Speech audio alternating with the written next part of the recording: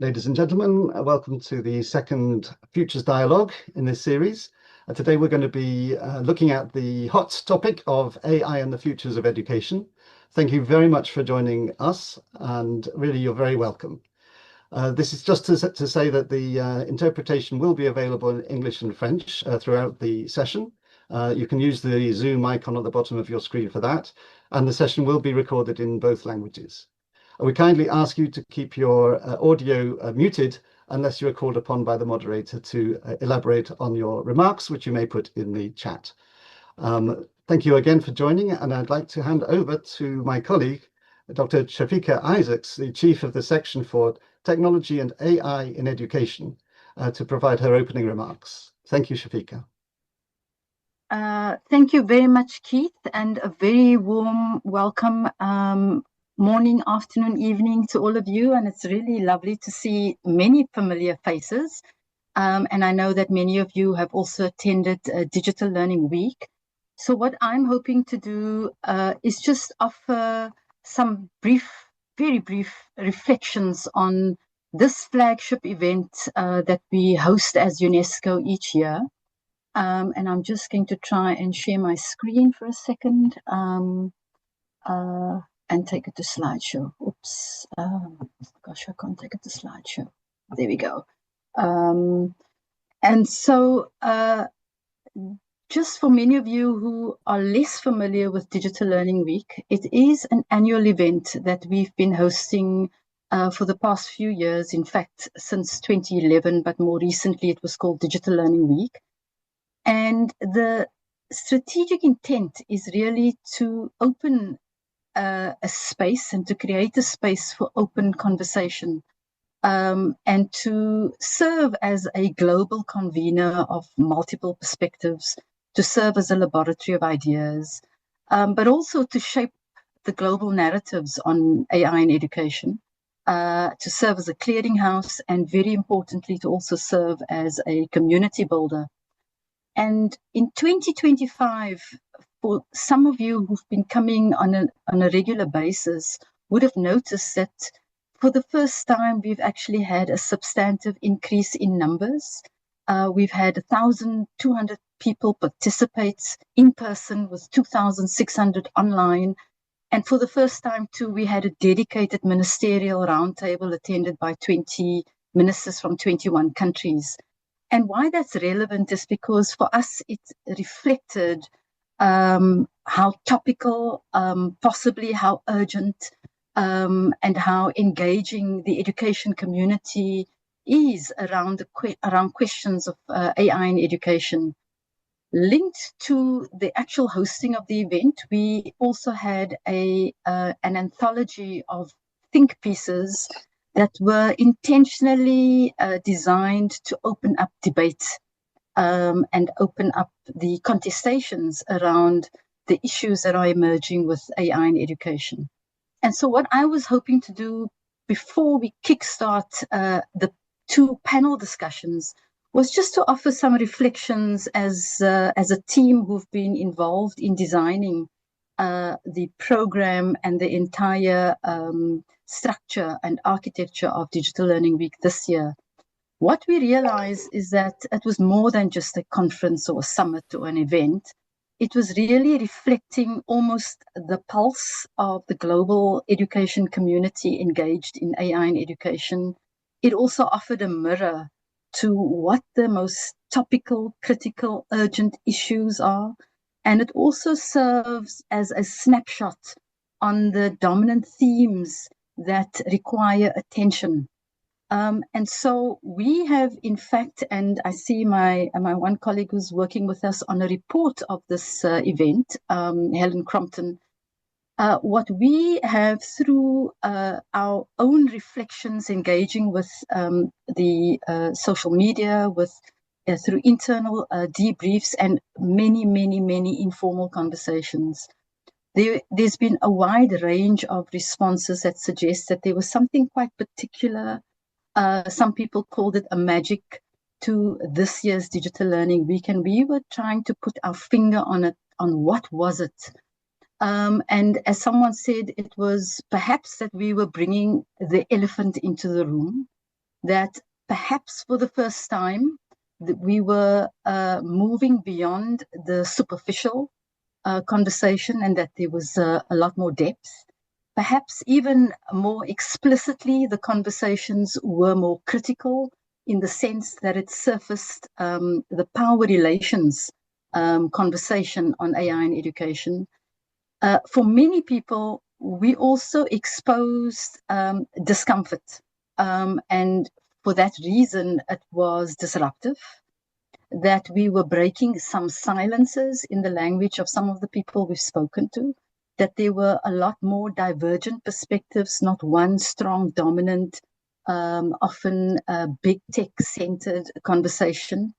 And that in fact, this year we opened up the contestation, the tensions that were possibly brewing from below, and that it made itself felt in these conversations. And importantly, we surfaced global South perspectives. There were alternative imaginaries on the stage.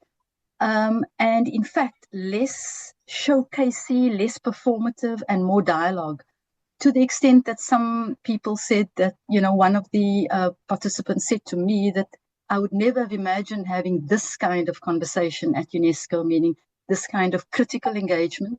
For others, it was too critical, it was too activist, and for some, it was not critical enough, and yet refreshing. And so we think that it served the intention and the purpose of the design of Digital Learning Week. The accompanying publication calls for UNESCO and its partners, that means with all of you, to facilitate a global commons for dialogue, for action, and for critical imagination.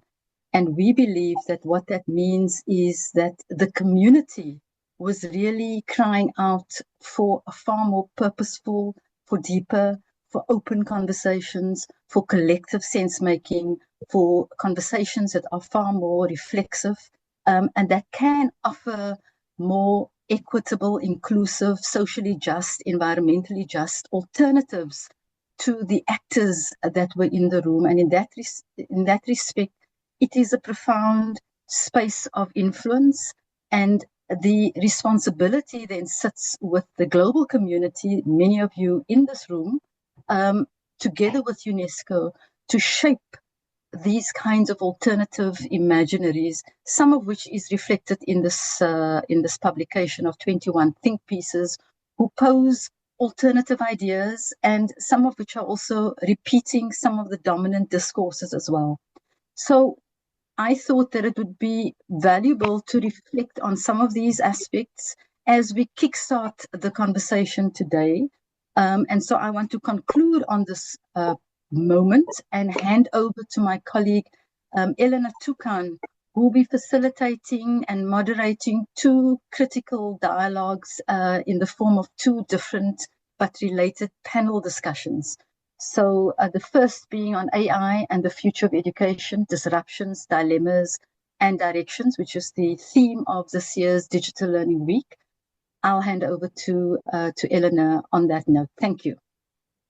Thank you so much, Shafika. I hope everyone can hear me all right. And thank you for that quick but meaningful reflection on what was a fantastic weekend, as you said, a pulse check of the global conversation on this very quickly moving topic. If I think about even what I've seen in the headlines over the past week, let alone weeks since Digital Learning Week, so much is changing in the landscape of this topic, and certainly what it means and implies for the futures of education. So I'm very excited for this discussion.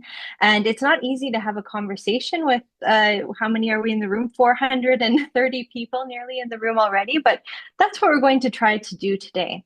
So to kick off this first panel on AI and the future of education, disruptions, dilemmas, and directions, I'm happy to introduce three UNESCO chairholders who will be initiating this discussion. We have first Professor Wayne Holmes, UNESCO chairholder in the Ethics of Artificial Intelligence and Education, and Professor of Critical Studies of Artificial Intelligence and Education at the University College London in the United Kingdom.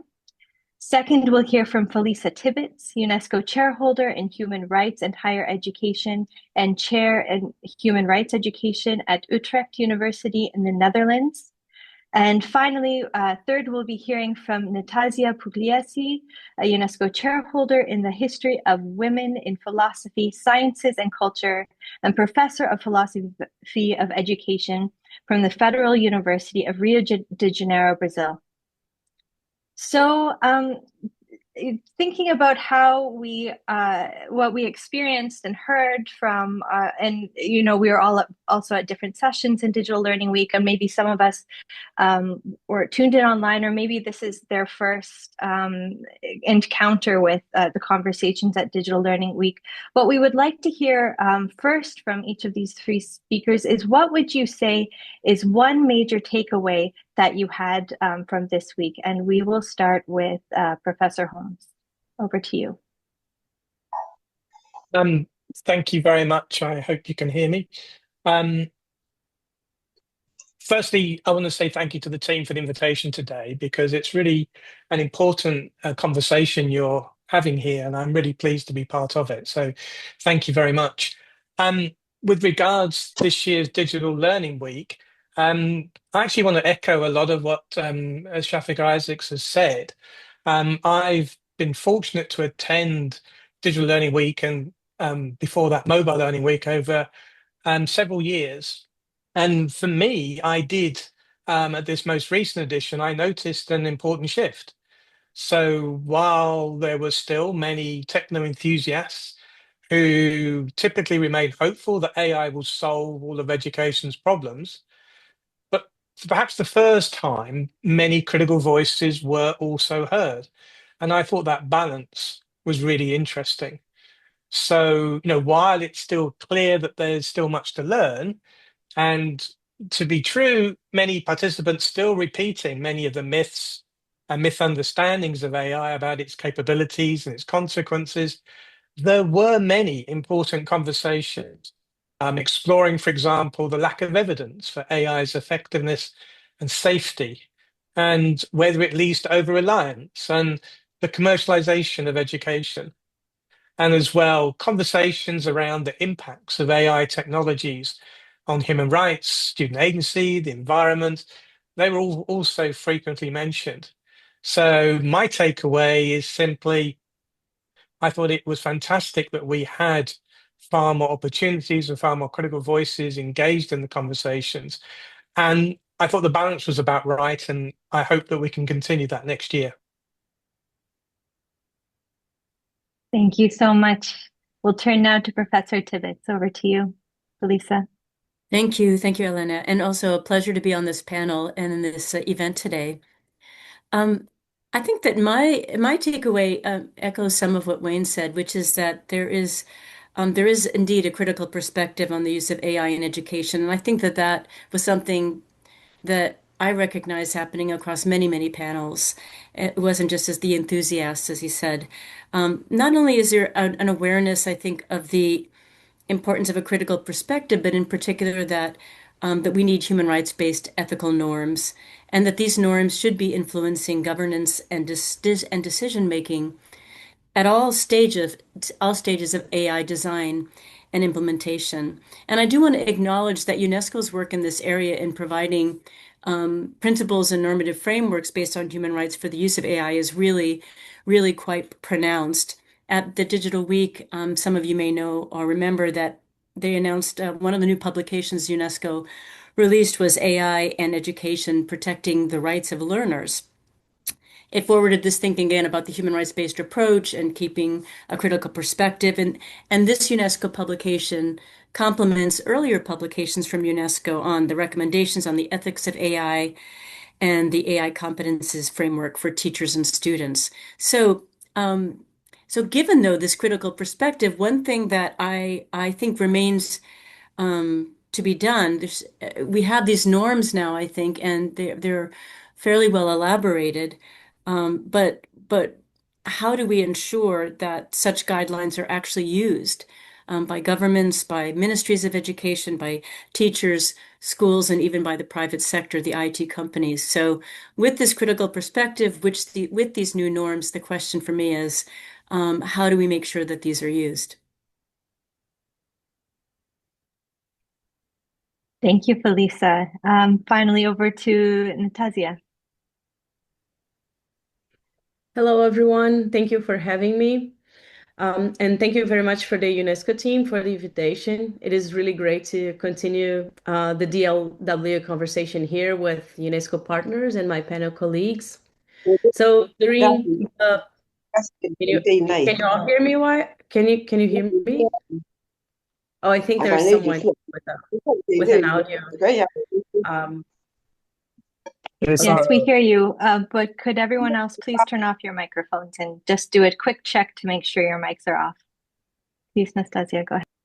All right. So during the Digital Learning Week, we identified the tension between two visions for the future of AI in education.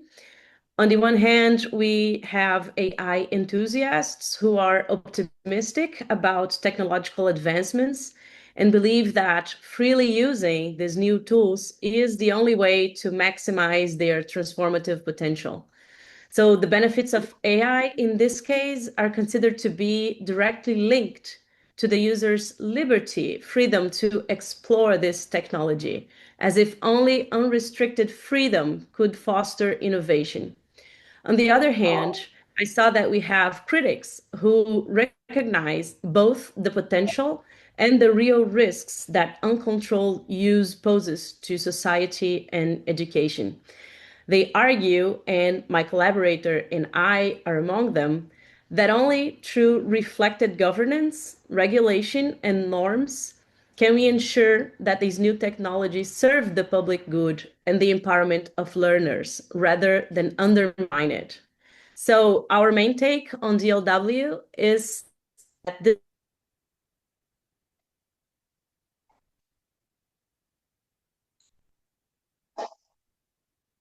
negotiated in the global governance of AI. That was our main take. Thank you. Thank you. Thank you. Thank you very much. So I'm going to ask a follow-up question to each of you. And for everyone in the audience, what I will ask is, we want to hear your thoughts, your experiences, your questions, and we will open the floor after the second panel to do so. But you can start to put those thoughts and questions now into the chat. And then what we will do is that members of our teams will pull out your questions, will reach out to you and ask you at a certain point in the discussion after the second panel to come in on that. So that's why we would like you to, as you're listening, as you're thinking, bring your questions into the chat, and then there will be an opportunity to hear many more experiences and voices from the floor, as well as any questions you have for our panelists.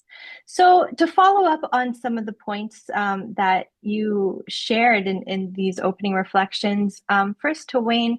So as you mentioned, we're still hearing many of these myths. So it's wonderful to see that, the conversation is getting richer and deeper, that there's kind of more awareness of the limits that the evidence is in fact showing, if that evidence is there at all. But in your opinion, then what do we do, and how do we ensure that AI does not undermine education as a common and public good as we become more critically aware of the limitations of what the evidence is showing that AI can do, or even more so, even some of the detrimental effects that we might see in education with the uncritical application of AI?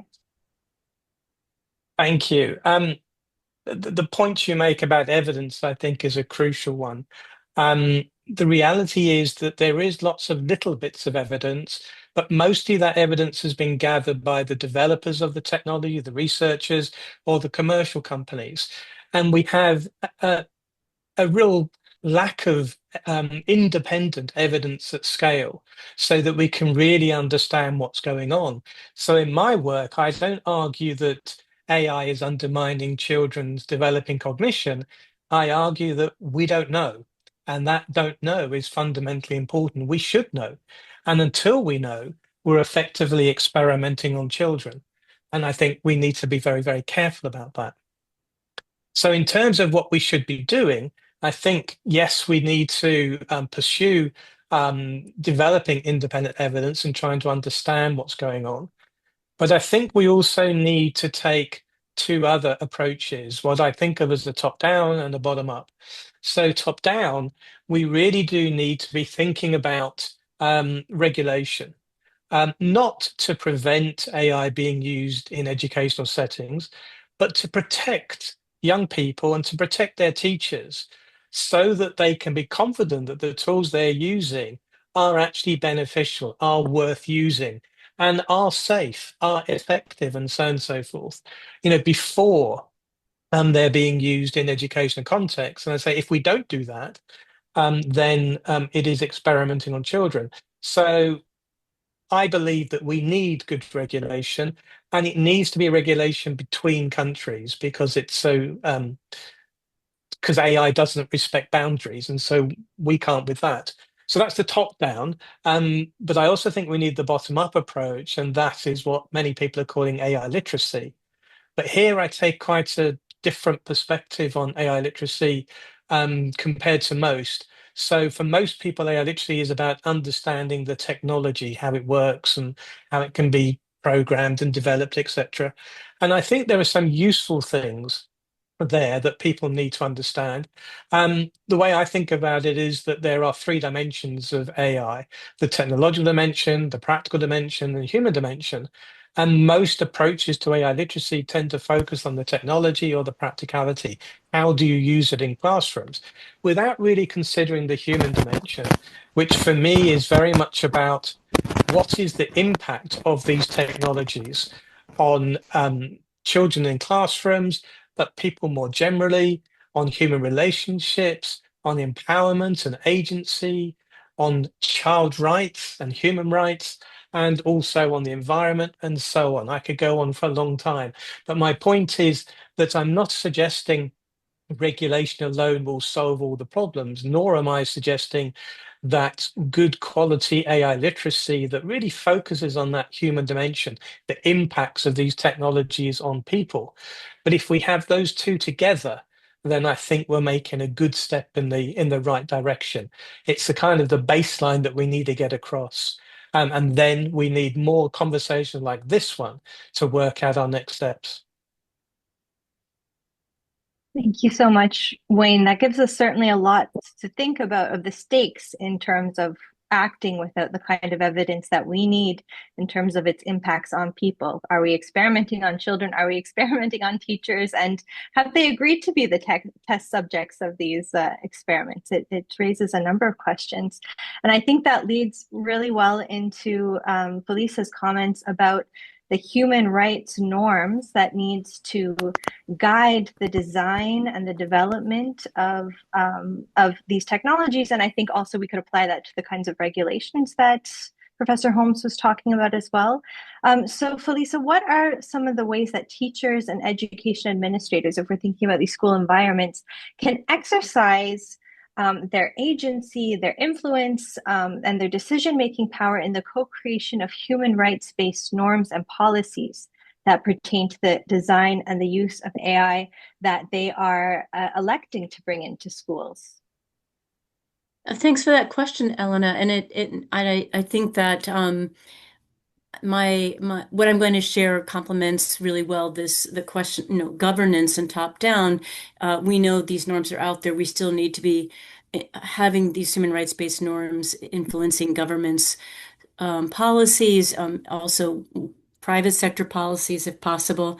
But ultimately, of course, what we care about are our learners. We care about teachers. We care about the school settings. And so I'm really interested in exploring how teachers and at the school level can be influential in terms of everything from discussing and deciding what happens in their classrooms and schools, but also even in higher level policy decisions. And I think this is also a really important piece to bring out now is like, okay, we have these norms. How can we bring in teachers and educational administrators as decision makers? So a prerequisite for that, though, is indeed that let's say, teachers need to have AI critical literacy. And I mean by critical literacy, a lot of the things that Wayne mentioned. So understanding not only what is generative AI and how it works, but how, the human element or the human rights ethical considerations. Before teachers can become decision makers around AI use and design, they need to have this basic understanding and knowledge. And again, not just technologically focused. But in addition to that, teachers need opportunities to influence decision making. Now, this is another area I think for us to sort of push open more, is to bring teachers to the table, not only in the classrooms and schools, but in other settings. And I think I did a little bit of quick research on this, and there's several ways already that teachers are engaging in decision making related to AI. And I just want to kind of throw those out there to stimulate some thinking and hopefully some future direction as well. One is that teachers have been involved in some cases in the co-design of AI literacy curriculum, again, critical literacy curriculum, right? So that the teachers are actually at the table co-developing curriculum. It could be with faculty members. I know there's one example, I think, from Hong Kong, where teachers worked with faculty from the School of Engineering and Higher Ed and the School of Education to develop a pre-tertiary AI curriculum. Teachers can also work together and in a school setting to decide exactly how AI might be used in a responsible way across different subjects. But anyway, co-development of curriculum is one way that teachers can be involved in essentially decision making, influencing the use in their classrooms and schools. Another way that teachers can be involved is actually shaping the adoption and adaptation of AI tools in classrooms and schools. And I mean, some of these are kind of interrelated, but they are distinct to a certain degree. For example, rather than having just teachers adopt tools off the shelf, they could be involved in decision making about when, how, and to what extent to use AI in the schools and classrooms or in their districts. And again, those decisions that teachers would take, which is the ones we'd want them to be taking, would be based on their professional judgments, on their understanding of student needs, on their pedagogical considerations, and any other elements of their context which are relevant. In Michigan, in the United States, there was actually a pilot of an AI-powered assistant. It was called Canmingo.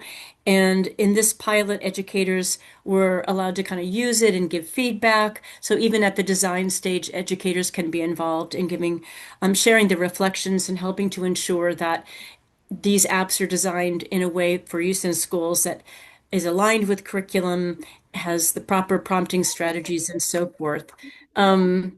Another way that teachers can be involved, have been involved to some degree, is in fact influencing policies and guidelines, including classroom level rules.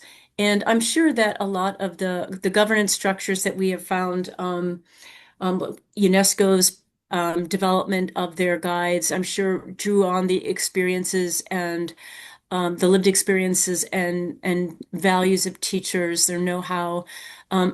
Hopefully, this is happening also in policy development at the national level. I'm not sure how much that is happening. I'm very interested actually to see that teacher unions get more involved in trying to influence AA policy and governance.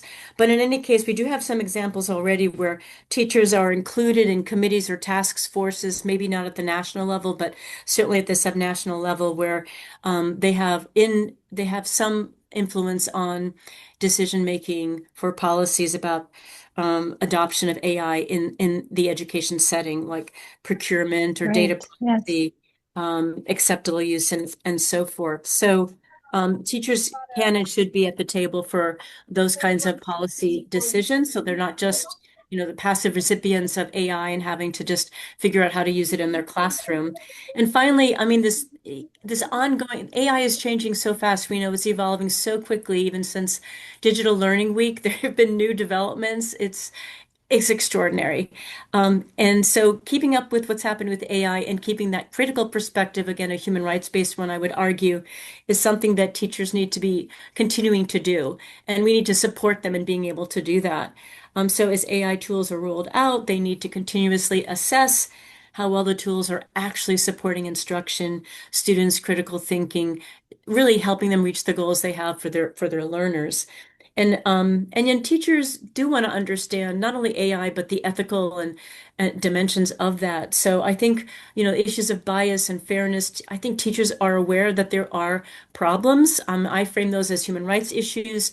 You could also just, understand them as ethical ones. But, I think going back to what I said earlier, we need to also take seriously the need to educate teachers around critical AI and bring them to the table for decisions not only in their classrooms and schools, but at other levels as well. And I think that's the bottom up maybe that Wayne was referring to, that we also need to be, I think, really creating space for moving forward. Thank you so much, Felisa. And I must say that's a much more encouraging vision of teachers around the table versus teachers as test subjects. And I would maybe also add to that, where can we also bring maybe some students in around the table and the learners and maybe family community members. So very encouraging to hear those examples of those within education coming into conversation with the designers of these technologies and others. But I would say there's a long way to go in creating the conditions to do so. And I think that brings us back to Nastasia's intervention. Unfortunately, I think you froze just for a few seconds there, so we missed a little bit. But some of the things that I took away from your remarks is that even with these helpful directions that we can see and principles and experiences, there's still this underlying tension that we face between certain visions of the future. On the one hand, this idea of the future depends on this like free and open exploration to foster innovation, and then on the other, maybe something that's more regulated and constrained. So then what do we do with these tensions, and how are these kind of deeper kind of tensions of vision and ideology playing in educational settings, and what can we do about where can we draw the line in these contexts? Over to you. Thank you. So I think that Felisa, Wayne, and I are on the same page here, and I hope I don't froze this time. I'm sorry about that.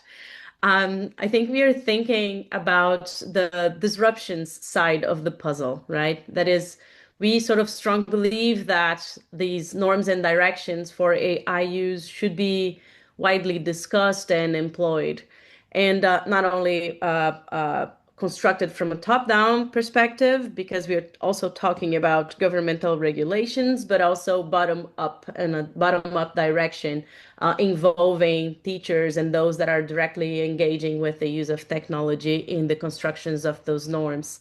So I want to say a bit more about that. I think that establishing these norms will help us create conditions for ethical use of these technologies that do not infringe human rights, as Felisa was saying. It helps us lowering the risks to human cognitive abilities and students' learning capacities. I really enjoyed hearing Wayne about the fact that we don't know what are the detrimental effects. So in fact, we're experimenting with people. So I think that establishing the norm to protect our collectively developed through time human cognitive abilities is very important. And also it will help us to maintain our shared goals for our modern educational systems as this locus for the improvement of human agency, citizenship development, and community building, right? So the human perspective of AI use. So to achieve this and sort of maximize AI's transformative potential, I think that there is this strong fundamental condition to be met. And I think that we didn't talk enough about that, which is we do have to know what these computational systems are capable and incapable of doing, right? So it is a fact that for most users, AI systems are largely unknown, right? So their inner workings are opaque to the users. And this is very important. And that's why we refer to them as being a black box, right? So you can put a prompt in and get an output out, but the mechanisms for the constructions of the answers we get, the step that leads from one idea to another, remains invisible to us, and we don't question it. How did we get those answers in first place? So this lack of transparency in how an AI system generates its output, which can range from like solutions to judicial problems, perspective on contentious social justice issues, psychological counseling, or answer to schoolworks. It makes it easy for users to be misled and for misconceptions to spread. So AI systems are not as reliable for getting things right about topics as they seem on the surface. We treat them as like oraculous, right? They're not neutral, but biased systems. And I think this is key. And a good example for this is the behavior known as AI psychophancy. Large language models are trained to please the user. They often mirror back to what we want to hear, even when it's false, right? So if you give the model a mistaken assumption, it will take it as it is, will agree and build upon it, reinforcing errors, prejudices, and even delusional behavior, rather than challenging them. In a classroom context, this means a serious undermining of critical thinking. Students who rely primarily on AI answers are not questioning the validity of those answers and are building their own learning on shaky foundations, right?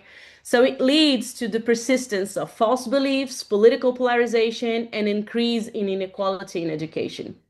So this is why simple free exploration of AI is not enough, right? Freedom without understanding and critical thinking can lead to cognitive dependency, for example. That is, it leads to the automatization of our own thinking, right?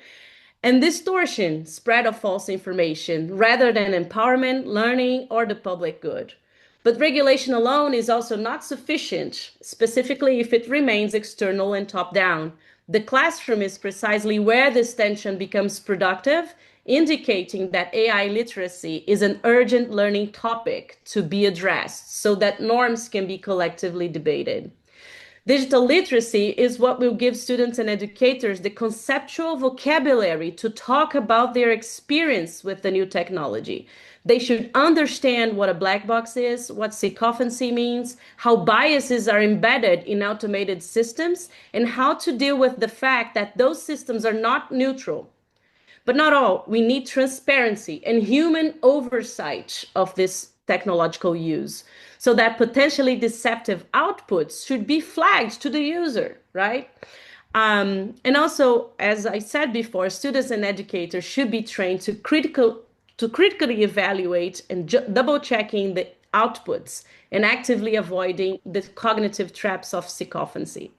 And finally, I think it is important that reinforce the goal of education to produce not passive users of AI, but critical thinkers, people who can interrogate the tools they use, challenge their outputs, and reflect on the ethical and political implication of their decisions. So what we want to leave as a message is that the real transformative potential of AI will only be realized when it strengthens rather than weakens human agency. Thank you. Fantastic. Thank you so much. I think, as you were saying, all three of you were certainly on the same page in terms of the dilemmas and disruptions. But hearing the way that you each come at it from different perspectives has been really illuminating and such a rich discussion. We're going to jump immediately to panel number 2, which actually will allow us to explore some of the practical and the forward-looking scenarios for some of the concepts that the previous panel was looking at. In this case, in terms of digital citizenship, teaching and learning, and in terms of educational resources.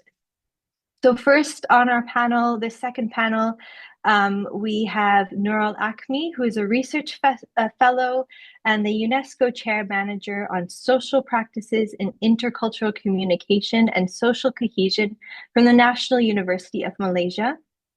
We have second, Janeth Kigobe, UNESCO Chairholder on Teacher Education and Curriculum and Senior Lecturer from the Open University in Tanzania.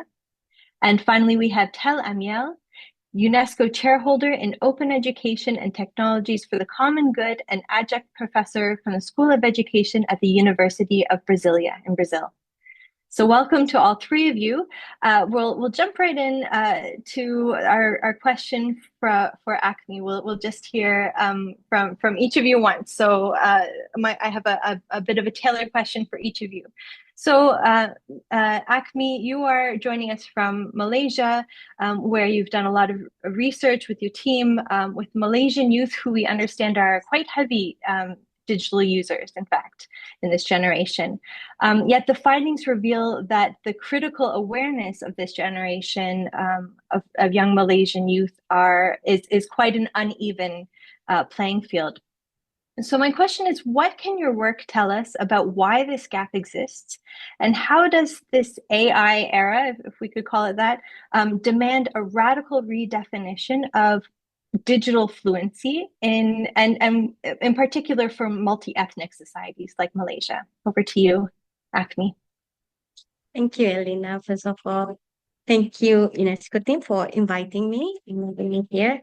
Now, to answer that questions, I need to explain that we are in the National Institutes of Malaysia. Therefore, one of our work is to see the policies that we have, and this policy is actually the current one that is started for this year 2025 is becoming the core muse for our initiative, for our presentations also. This, we call it the Malaysia Digital Economic Blueprint, where they emphasize on young people doesn't need to have digital fluency, is a part of citizenship moving forward and all. However, the few gaps that we just addressed is you have to understand that even this is something that it's what we take from the digital week, that AI is not just the tools, AI is not just chatbox, AI is also quietly shaping our life.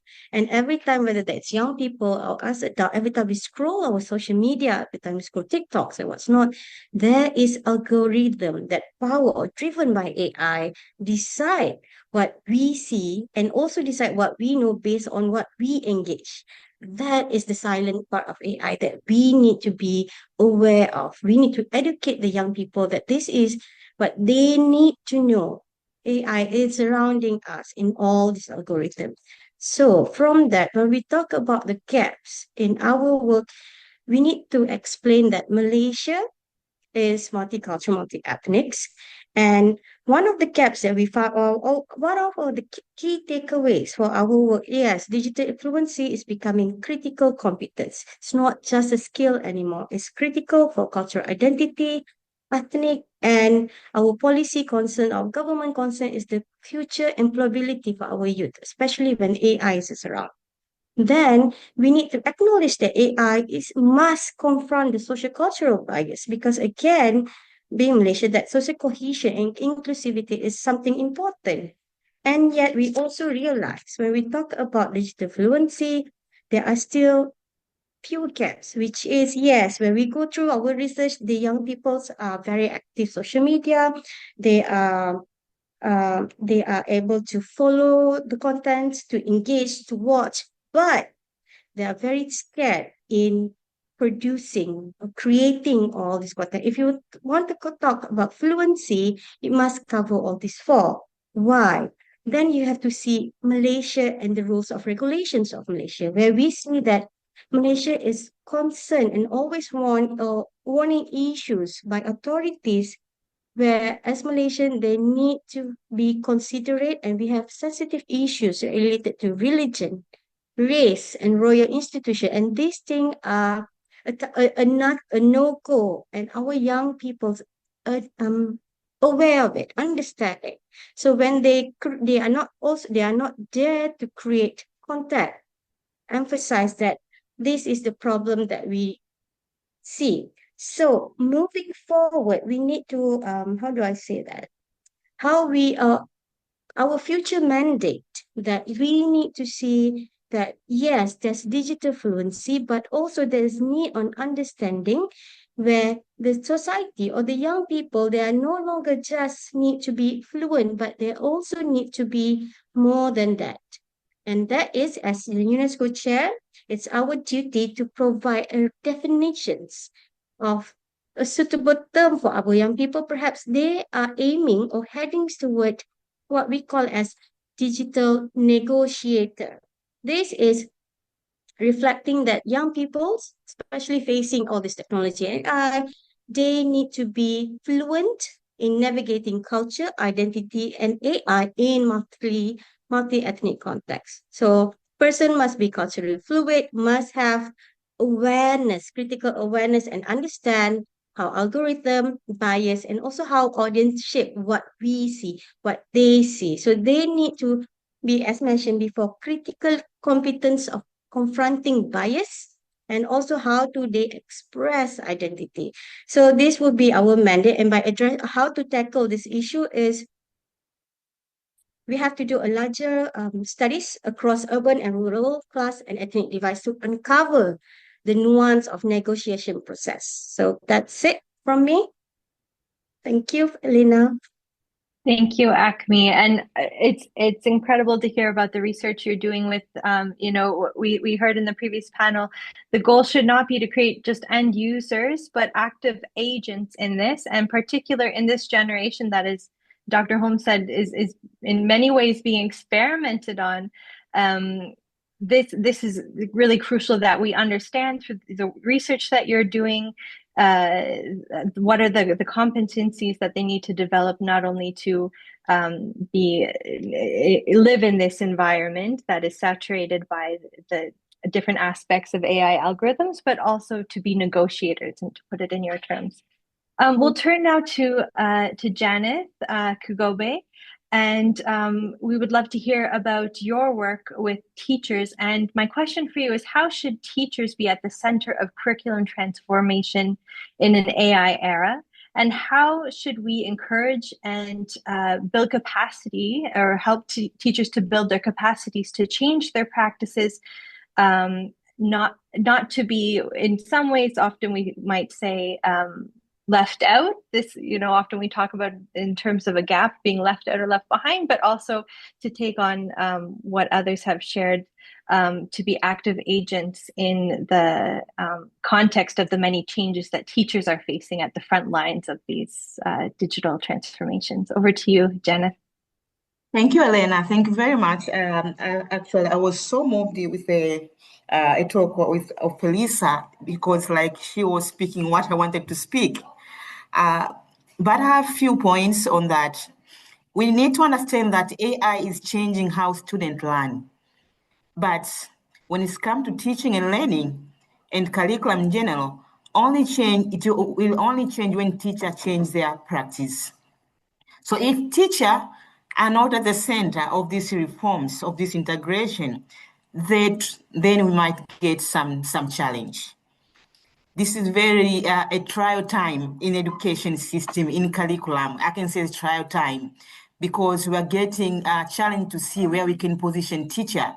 But we need to understand that AI are tools and machines, but teacher should be at the center to lead, to create, to be the ethical guardian of what students receive, of what students learn, to analyze what is important and what is important, to analyze what needs to be assessed, to analyze how to be assessed.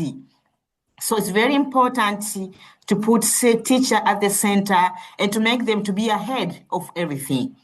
So what we do at the Open University, at the UNESCO Chair of Teacher Education and Curriculum, we are trying to expand our training from general digital literacy to teachers to specifically AI literacy to teachers, so that teachers can be ahead of everything. They can have control, they can have a say, they can create, they can assess, and they can guide learners on how to navigate in the AI era.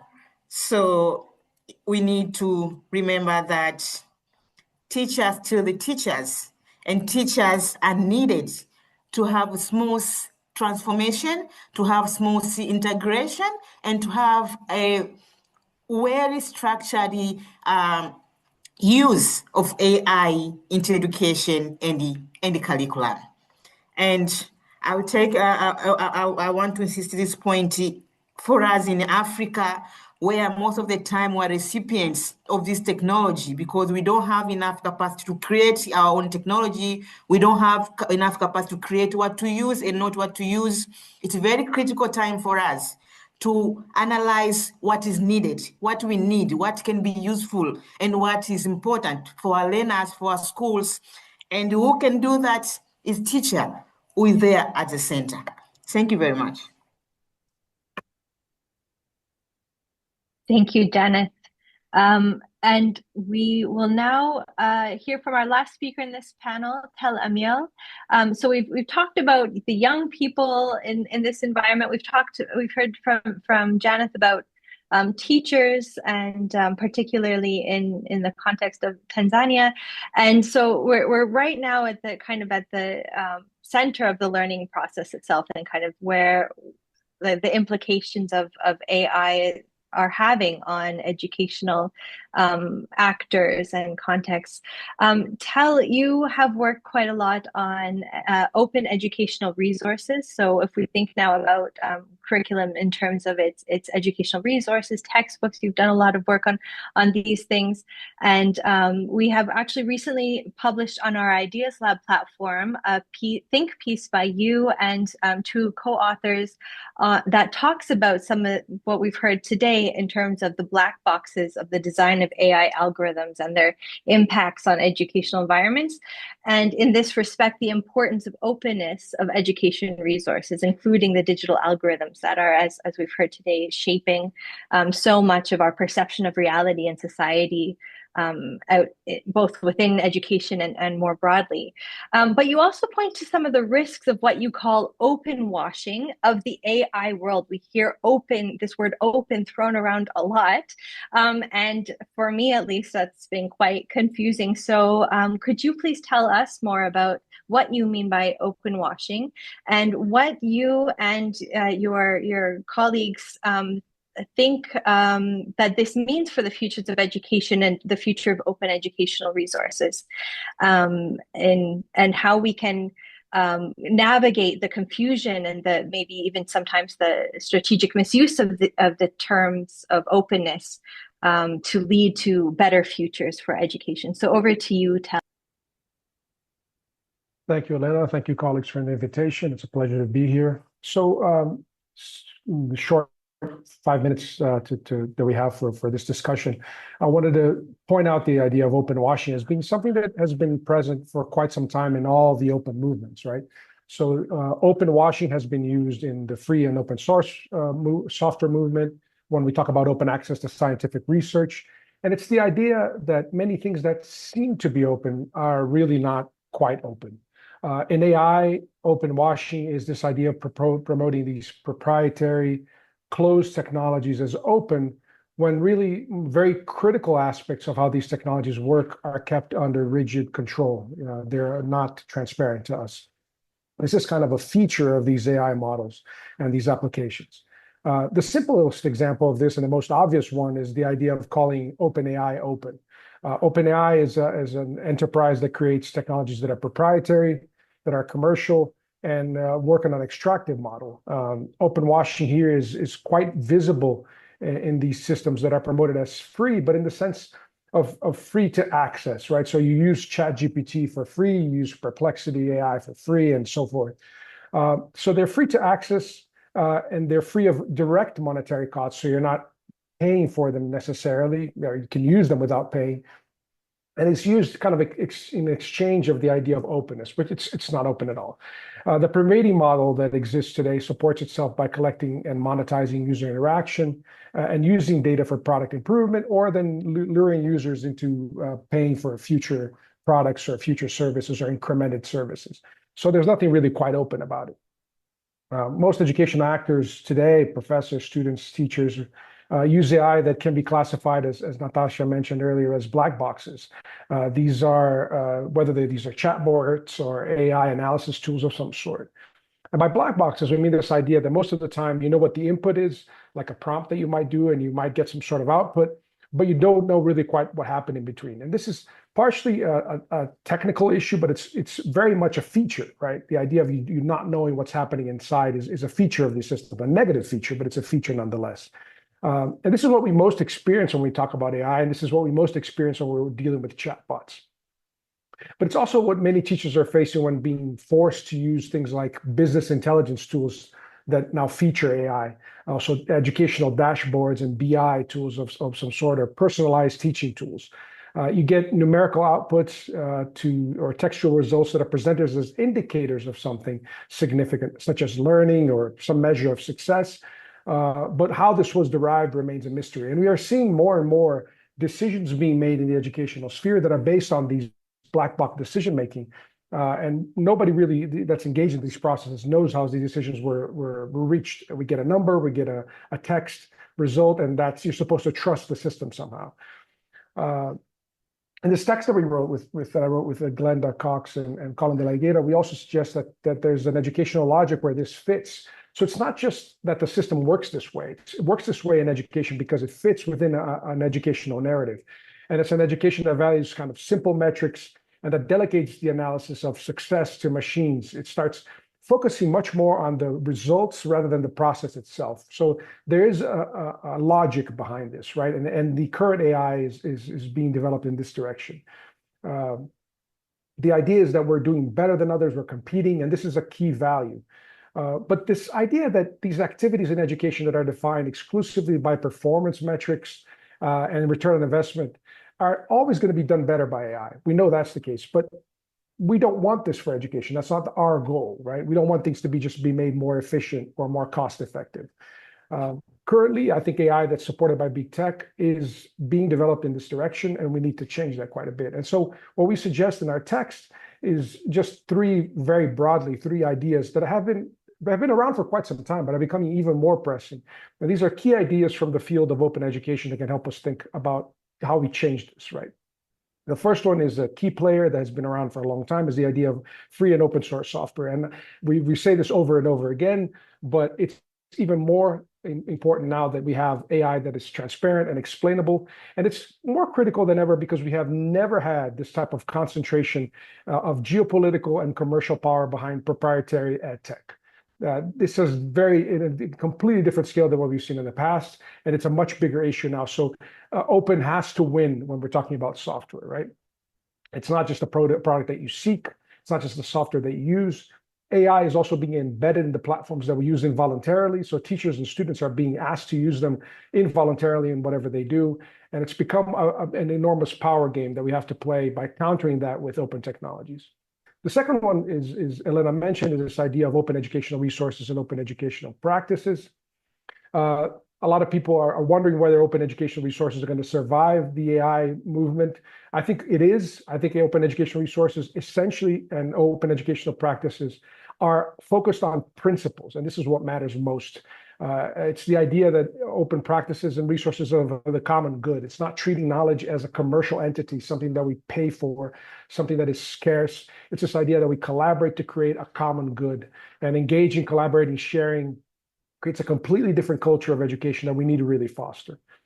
Third, and this has been mentioned quite a lot, and I think it's critical again, is that we have to have all educational actors participating, and not just participating to get listened to every once in a while to get their feedback, but this idea of policy iterations to answer quickly to how things have been changing in AI is key. We need very clear governance measures for this in the educational sector. And this is beyond government level decisions. This is about making institutions and schools getting engaged in thinking about AI policy and how they want to deal with AI. We just published a report recently helping universities, public institutions in Brazil think about how to do this. And I think we need more of on the ground engagement of people to think about how this can be done. EdTech has always been developed in spite of teachers and students. Maybe we can make it different this time. So to finalize, I think we know educational technology development is ambiguous. It can go in many different directions. The power game is much stronger than it was before. I think we're in a weaker position than we have ever been, but we can still make some changes. And even though the market forces behind AI are stronger and more concentrated than ever in the field, I think we believe that openness can point us into some direction how we can counter this movement and try to promote an educational technology for the common good. Thank you so much, Tel. I think after today, I'll definitely be more aware of when I see openness as a marketing term and where it means something that is more of a common good, more participatory, more equitably designed, as you have illuminated. And I encourage everyone to read the think piece as well as the other think pieces in the Ideas Lab series. If you just look up UNESCO Ideas Lab, there has been a whole series on this topic of AI and the futures of education running this year, and a lot of rich and very timely and well thought out arguments and dialogues on this topic. So now we're opening the conversation. Thank you so much to our 6 panelists. You've given us such rich perspectives and different perspectives that we can think of the complex and quickly evolving questions, as well as the different contexts. You know, sometimes we talk about students or the impacts on education as if it's a monolithic thing, but as we heard from Tanzania, from Malaysia, from Brazil, from other places, it's not monolithic at all. It's diverse. It has different values, different religions, cultures, and so on. So we should always also keep this in mind. We're going to invite some of you to who have shared your questions in the chat to now turn on your mics as I call on you and share your questions or your comments with the webinar. The first person I will call on is Helen Beetham. Please take the floor if you have heard Thank me. you. Yes, your mic. Great. Thanks, Elena. Thanks so much for all those contributions.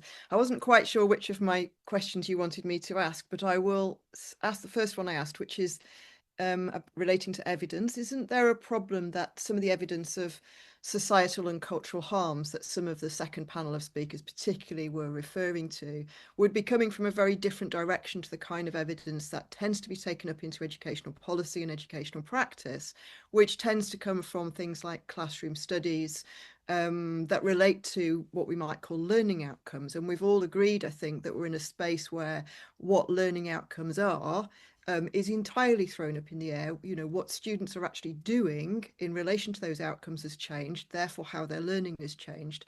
And just to briefly share in asking that question, you know, what the question is about the problem, that the evidence would come from very different directions. Just to share my own perspective of developing critical AI literacies with academic teaching staff and students, is that actually starting from the geopolitical and the economic, seeing AI as a full development stack with all the political and economic consequences of that, it's actually a really helpful place to start, because it allows you to say, well, where in this stack might you have agency, and where might you want to resist individually and collectively the loss of agency, and on what grounds? And the grounds might be human rights, as we've heard, but it might be the individual loss of critical thinking capacity. But unless you have some kind of material understanding of where in that stack you have any agency, it seems to me very problematic to be talking about critical agency. And I just wonder what other panel members think about that. Thank you so much. So this question was directed to the panel members, and we'll go back in a few minutes and maybe hear some of their thoughts on that and some of the other questions on this question of the source of evidence. Where is it coming from? And also there's several mismatches, I think, that Helen raised in terms of the kinds of evidence that we typically look at in education, and that we're kind of bringing now into the discussion about learning outcomes and AI, and then these political economic nexus, where we are facing a loss of agency is multi-level, multi-layered, from perhaps the cognitive level as well as the action. And I hope I grasped all of that. That was quite the rich question. I will invite now Daniel Baril from Quebec, I believe, to take the floor. Yes. It is, and I speak also as chair of the UNESCO Institute for Lifelong Learning Board, who's really involved in that discussion. And in the chat, I highlighted that we have within UNESCO a very strategic process going on that was launched in 2021 on the evolving right to education.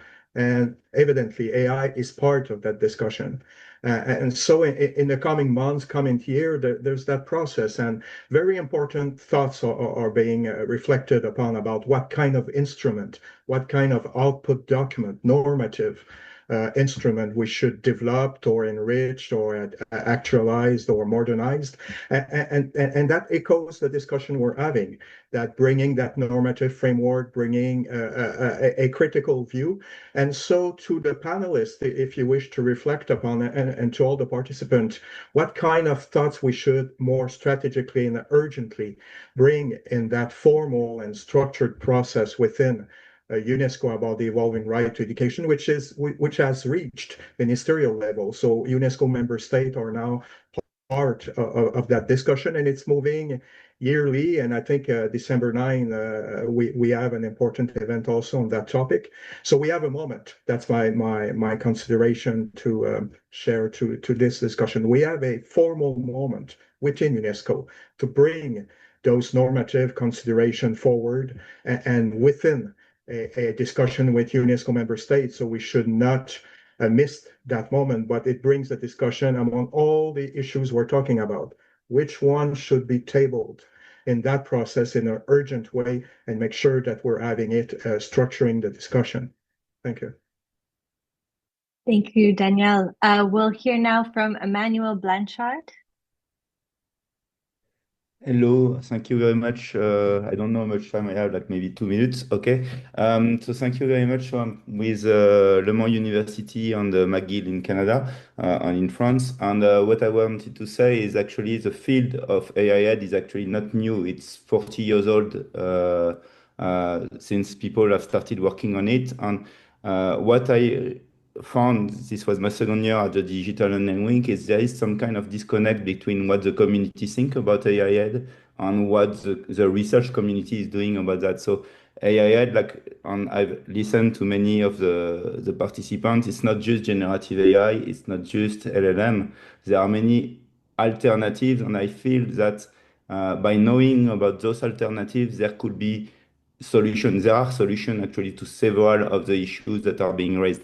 One, and I won't take much time in the floor, but one of the main solutions is to work not with large language model, like with those big, commercial, like ChatGPT and so on, but there are other ways to mix small models so that you can have on your computer together with your own data, like your own PDF, your own stuff like that. And with that, you get rid of the problem with selling your data, with selling your information. You can be very in control of what you are doing. There are a lot of possibility for that. And when I was putting my comment, I was just saying that an AI expert is not an AI ed expert.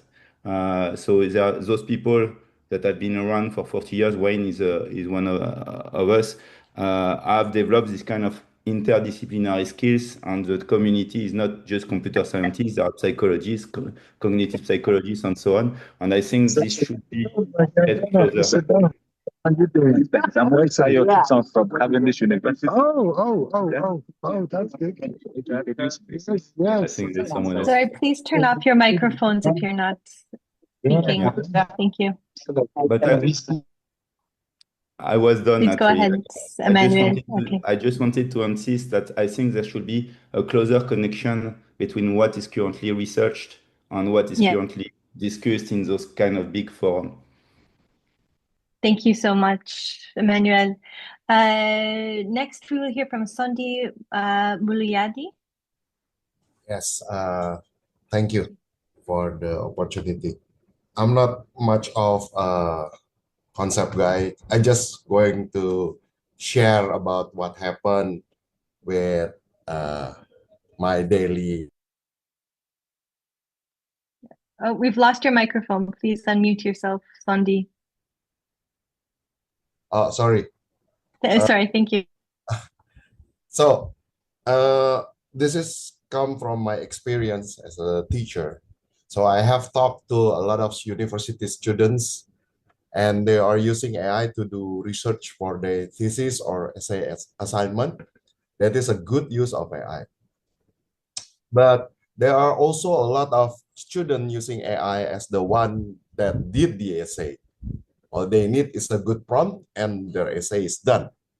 We all know that social media plays important part in quote unquote how abusing AI for doing your homeworks.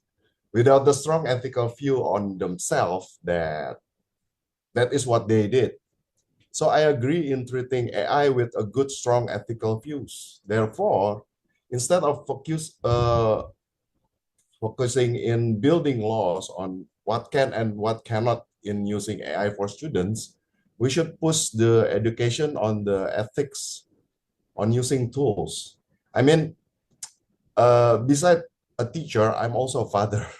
And in teaching my child, this is the approach that I did. I taught them that AI is a tool just like a knives. Now, why do you think small children cannot use or hold knives?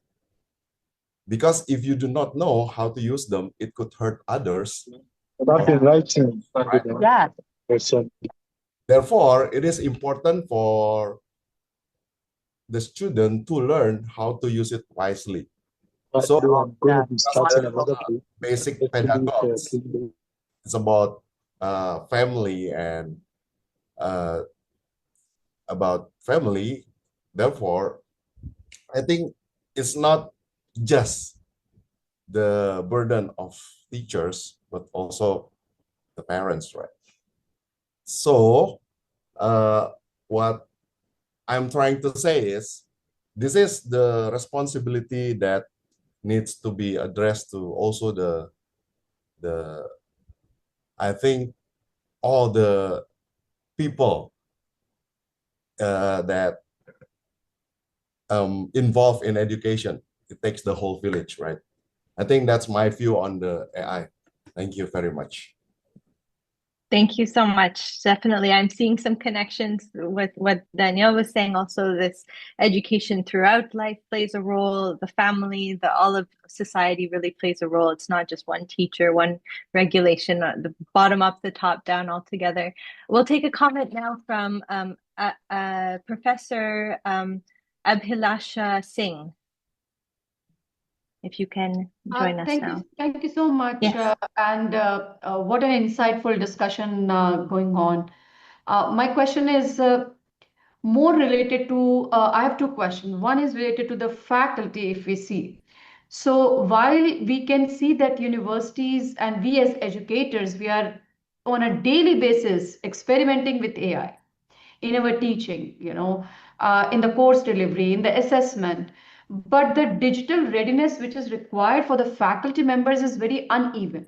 So especially in those countries where the education systems are comparatively, new, it is emerging education system. So while the faculty members, I'm the Dean of College of Business Administration, and I'm noticing that they are eager to integrate the AI, but they lack structured training or confidence, to use these tools in a responsible manner. So my question is, what strategies or partnerships in UNESCO, considering, how UNESCO is considering to build a very global faculty capacity and digital literacy for a responsible AI adoption in higher education system? And another question is that how can AI-driven education system stay aligned with the UNESCO's humanistic vision of education? Because we all, recognize the power of AI when it comes to efficiency and personalization, in education. But there is also a risk associated with that. And that is the human side of learning, empathy, ethics, creativity, it can get overshadowed by the automation which we are thinking of. So the second question is more related to, how can we have the AI-driven education system very aligned with the UNESCO's humanistic, humane vision of education? Thank you very much. And maybe it's a question, even if such a thing can, if it's even possible for an education system to be AI driven and also humanistic, or if these are a contradiction in terms. This is a question. I know there's many other questions and excellent comments we didn't get to hear from, but my colleagues have recorded all of these, and this will also be online, and we will be able to note all of these, and your comments are so appreciated. I would like to give the chance to any of our panelists who would like to come in just for a quick, maybe 20-30-second response to something you've heard. I don't know if we'll have the chance to hear from all 6 of you, but maybe one or two of you. We'd love to hear a response that one of these excellent questions triggered from you. So Wayne, yes, Wayne, please jump in. Well, I love the questions that have been asked in the thing, and they're all big, they're all important. But a couple of quick responses. Firstly, this whole thing about evidence, and the real truth is we don't have consensus on what we count as good evidence, let alone where the evidence comes from or what it's supposed to do. So we have big conversations that we need to have around evidence. Second comment, the talk about the right to education, and AI is often proposed as a way to ensure that right. But actually, UNESCO and many others a long time ago moved to a right to a quality education. And I don't know any AI technology today that's capable of that, the kind of education that a human teacher can provide. And finally, Emmanuel's comments about the history of AI in education. And he's absolutely right. It has been going a long time, and there are many other types of AI in education. In a recent publication, we identified 23 different types, and generative AI is only one of them. But the thing that is most evident from this is that AI has escaped from the laboratory, and AI is now out there, and it impacts on all of us. And therefore, it's fundamentally important that humanities professors, social sciences professors, language professors, everybody gets involved in this conversation, because I'm sorry, the computer sciences have created something, but they've lost control, and it's now up to us. Thank you so much. I think that is the note that we will wrap up this really exciting discussion on. Actually, we'll end off on a comment from Tel. Tel, over to you, and then I'll turn it back to my colleagues. Sorry, I raised my hand just before you said that, but to pick up on what Wayne said, I think it's a great call to action for us to engage collectively to make these changes happen. So I think one of the biggest questions we always end with is, what can educators do? What should we do? And I think the one thing we can't do is just keep using these tools and being testing beds for these tools. Is to engage collectively, because individually and being literate will not save us. Is to engage collectively as political actors and recognize that technology and education is political decision making. It's deliberate. We have to sit down and make decisions about these things, or else decisions will be made for us. Fantastic. Thank you so much. So maybe if I can put my kind of sum up on it, there's great transformative potential, but the transformative potential is in us and what we do with it, and what everyone that we're connected to and who's involved in education, teachers, students, and everyone will carry forward. So we really need conversations like this. Thank you all to our speakers for your excellent and thoughtful contributions. And now over to Shafika Isaacs for her reflections on this discussion. Sure. Thank you very much, Eleanor. Thank you very much to all the panelists, and a fantastic, thought-provoking conversation happening in the chat. I think a host of very rich, insightful comments have been made, and lots of resources and readings, papers have been recommended in the chat as well, that gives us all food for thought. I think that there were a number of themes that are relevant for us as UNESCO that has come up in this discussion. I think the theme on criticality is a dominant theme, and exploring what that means, because is also not a singular narrative about a critical perspective, as some of you have mentioned that. I am reminded of Latour, who refers to the critic is not just someone who debunks, but also assembles. And at Digital Learning Week, the critical perspective was also challenged with what then are the alternatives? What alternatives are we thinking of that centers equity, social justice, environmental justice? Somebody raised that in the chat as well.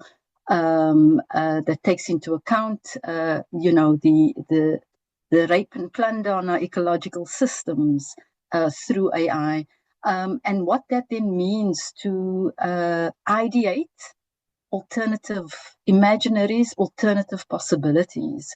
And that is a question that we keep asking at UNESCO in the context also of what is our role in opening up that conversation. And so it's an open invitation to all of you to muddle through with us, to use a Lindblom concept, to muddle through because there are no ready answers. The issues are increasingly complex. One of the keynote speakers at Digital Learning Week invited us to live in the cracks and not to jump too quickly to solutions, but to engage more deeply in the complexities as we try and seed alternatives. And so I think that's quite a big theme.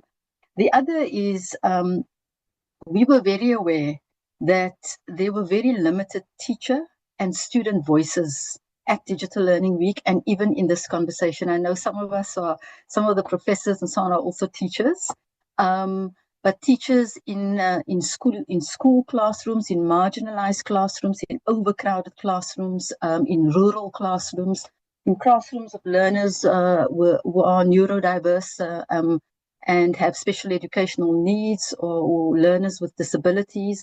These are some of the critical issues that we are also confronted with, that we need to explore a lot more deeply in terms of finding possibilities. We are also aware that at Digital Learning Week, there was in fact a very strong call for a refusal, for a rejection, for not even thinking about engaging with an AI architecture that is fundamentally unethical, fundamentally unequal, and unequalizing. And so we are seeing, and Helen Beetham is in the room and she spoke, and they've led an open call for the right to refuse, which has also opened up a conversation. And those are some of the conversations that are coming our way as we deliberate in our engagement with policymakers. That is part of the UNESCO mandate. We engage with policymakers. We've got to think through and muddle through what are the policy responses to some of these complex questions. And what we are doing at the moment, working with people like Wayne and Helen and others, around what are the particular policy issues that we need to be prioritizing. Is it the question of age appropriateness? Is it issues around procurement, or how not to partner with technology companies? These are some of the questions that we're grappling with in terms of the kinds of normative anchoring that UNESCO offers. And so again, there we would appreciate engaging with all of you on some of these questions. Our AI competency frameworks for teachers, AI competency framework for students opens up the debate around AI literacy and notions of critical AI literacy and concepts of AI capabilities, which is a more expansive concept. And so we are intrigued by the 115 AI literacy frameworks that Wayne's discovered, and we've discovered even more. Also those offering post-humanist reflections, people like Rachel Horst, talking about AI's entanglements, which also challenges the narrow boundaries within which the AI literacy conversation has been happening. So I wanted to surface that. The final thing that I wanted to surface was there was a lot of conversation also around the pedagogies. We have hosted a World Teacher Summit at the end of August, which concluded in a Santiago consensus.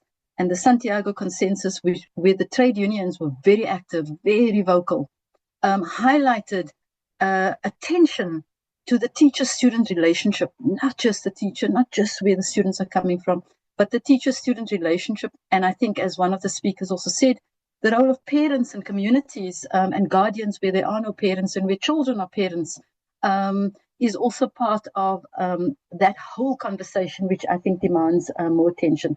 The final issue is openness. We know that AI is opening up the space around what we mean by open source and what are open AI models. The DeepSeek moment surfaced that question in particular. And so with our other colleagues in our communications and information sector, there is a conversation that we are leading around defining an open movement in AI and what that means in terms of AI models. And there were some excellent suggestions in the chat as well. So I think we have our work cut out for us together with all of you. We believe that it is possible to explore more equitable, inclusive, socially just futures in education. And we look forward to muddling through with all of you in the future. Thank you. Thank you very much, Shafika. And indeed, Back this to you, community, Keith. Sorry. yeah, this community is crucial for the UNESCO's work in this field, you know, into the next Digital Learning Week, but so many collaborative projects in the meantime. One of the potential opportunities for collaboration is in relation to the Global Gateways for Digital Learning initiative.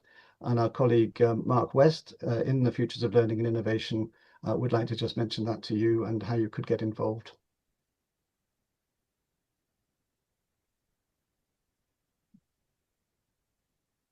Hi, Keith, and hi, everybody. Thanks for this really interesting discussion. A pleasure to follow on Shafika. I'm just here to briefly introduce the UNESCO UNICEF Charter for Public Digital Learning Platforms.